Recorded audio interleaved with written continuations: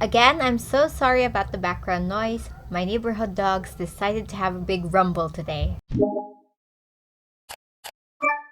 Hi everyone, welcome to another video. Today I'll be walking you through my September TBR list. Now, can we all acknowledge the fact that it's already September? We just basically blinked and all of a sudden we're in our Burr months. And you know what that means? It means that we can all play Santa Tell Me without getting weird looks from everybody in the room. Now, before going through my TBR list, I wanted to do like a mini review of Cursed Bunny by Bora Chung. Now, this was a pretty quick read. I read it over a span of 1 week.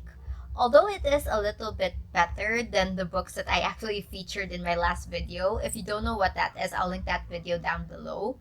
It still wasn't the best. Now, I don't want to be overtly negative. I know there are a lot of good things about this book. For one, the translation work by the one and only Anton Her was really amazing. If you don't know who Anton Her is, he actually is called the Sailor Moon of translations, and I do absolutely agree. He has done really amazing work for Love in the Big City and I Went to See My Father, two books that I've read in the past. And it goes without saying that Anton's work is absolutely amazing. I think translators are super underrated in the book community. So, like, translation work aside, I don't think that this is an unforgettable book.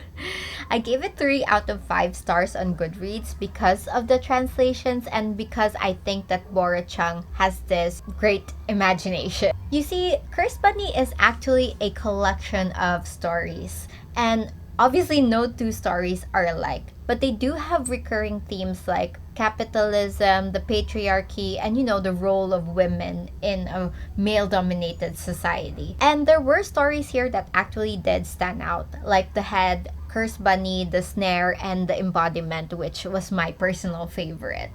Because, these stories, they really did challenge my comfort level. Yes, they are absolutely disgusting and gruesome. I just think that the rest of the book, though, is forgettable. So overall, I think Bora Chung does show a lot of promise as a writer. I think she really has it in her to really break against the norms and write a full-fledged novel that is on the tone of like the works of Junji Ito maybe, or Tender is the Flesh. So I'll probably forget about this book in a few months, and maybe I'll even put it up for sale for somebody else who might enjoy this genre or this type of writing even better.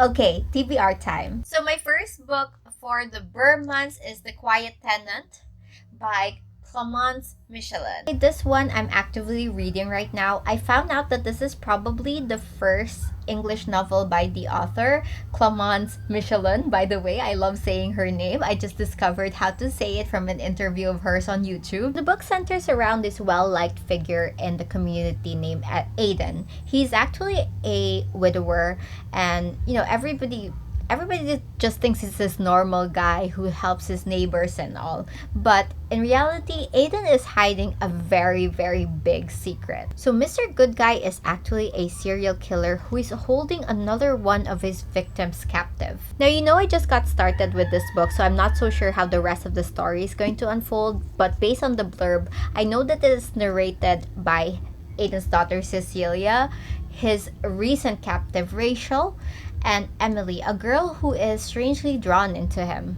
Now, the author of this book, Clemence, she has a very good skill in writing. Straight off the bat, you're like engaged, and I can't wait to finish this book. I know it's going to be a thrill ride. And I'm not so sure if it's just me, but I love it when a thriller is actually narrated by a woman. It just makes the stakes 10 times more exciting. So the next book on my list is Cleopatra and Frankenstein by Coco Mellors. Okay, now backstory on why I got this book in the first place. I am actually fresh off my second watch of Normal People, the BBC series, and I'm looking for a contemporary book about millennials, and this obviously came into my radar. Now, I'm fully aware that this book has a bit of a mixed review from the book community, but I don't want that to stop me from actually reading it. I mean, everyone has varying book tastes, I'll just use like the Emily Wilde book as an example. I read and approached the book with so much promise. I was super excited because like the reviews were very positive and I ended up not liking it at all.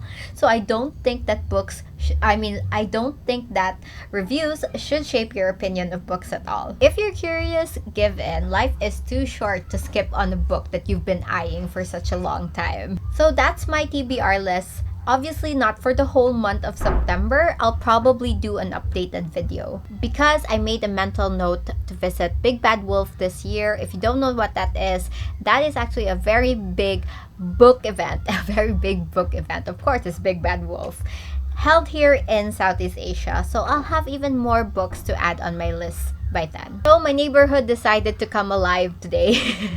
But I don't blame them because it is actually a long weekend here. And on that note, I think I'll just end my video. That's it. Thank you so much for watching, and I'll see you on my next one. Please subscribe if you haven't already. Thank you. Bye.